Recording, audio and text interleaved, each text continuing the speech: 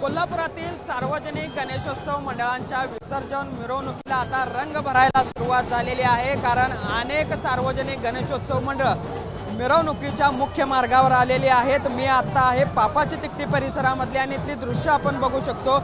शहरातील वेगवेगळे सार्वजनिक गणेशोत्सव मंडळ जे आहेत ते आपापला बाप्पा घेऊन मिरवणुकीने या सगळ्या मिरवणूक मार्गात सहभागी होत असल्याचं चित्र आपल्याला पाहायला मिळतंय।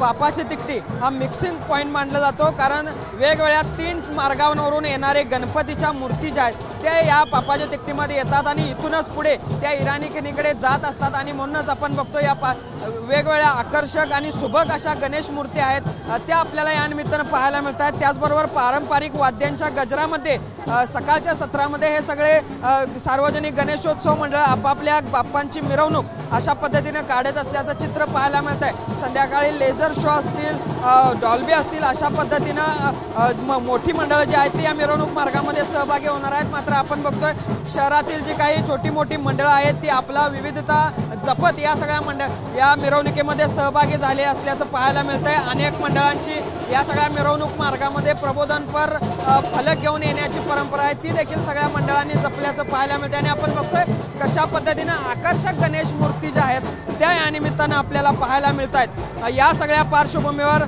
मोठा पोलीस फौज फाटा देखील या सगळ्या मिरवणूक मार्गावर तैनात करण्यात आलेला आहे। जवळपास 1,500 ते 2,000 पोलीस आज या सगळ्या मिरवणूक मार्गावर आहेत। कोणताही अनुचित प्रकार घडणार नाही याची खबरदारी पोलिसांकडून घेतली जाते। आणि एकूणच आपण बघतोय आता कोल्हापुरातील या सगळ्या विसर्जन मार्गावर सार्वजनिक गणेशोत्सव मंडळ मोठ्या संख्येने यायला सुरुवात झालेली आहे आणि खऱ्या अर्थानं कोल्हापुरातील विसर्जन मिरवणुकांना सुरुवात देखील झाल्याचं पाहायला मिळेल।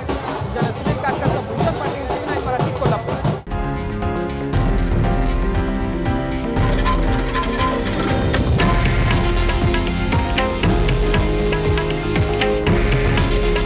हे आहे देशातील नंबर 1 न्यूज नेटवर्क आणि आपण पाहत आहात TV9 मराठी।